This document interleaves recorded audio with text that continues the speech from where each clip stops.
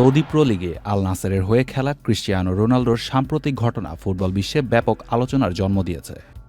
২ ফেব্রুয়ারি আল রিয়াদের বিপক্ষে আল নাসেরের ম্যাচে রোনালদোকে দলে রাখা হয়নি। এই অনুপস্থিতি কোনো চোট, বিশ্রাম বা ফিটনেস সমস্যার কারণে নয়, বরং ক্লাবের ব্যবস্থাপনা ও ট্রান্সফার নীতি নিয়ে তার গভীর অসন্তোষের প্রকাশ।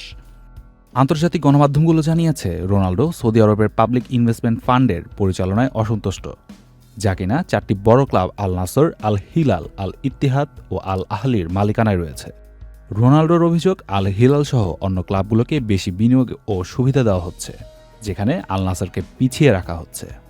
শীতকালীন ট্রান্সফার উইন্ডোতে আল নাসর মাত্র একজন খেলোয়াড় যোগ করেছে, যেখানে প্রতিদ্বন্দ্বী ক্লাবগুলো শক্তি বাড়িয়ে চলছে।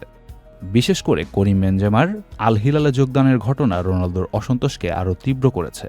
তার সাবেক রিয়াল মাদ্রিদ সতীর্থ বেনজেমার এই স্থানান্তরকে রোনালদোর ফেয়ার কম্পিটিশনের পরিবেশ নষ্ট করা হিসেবে দেখছেন। এছাড়া আল নাসরের বোর্ড কর্তৃক স্পোর্টিং ডিরেক্টর ও সিইওর ক্ষমতা সীমিত করা, ক্লাবের অভ্যন্তরীণ অস্থিরতা, এসব মিলিয়ে 40 বছর বয়সী এই তারকা প্রতিবাদস্বরূপ ম্যাচ বয়কট করেছেন বলেও জানা যাচ্ছে।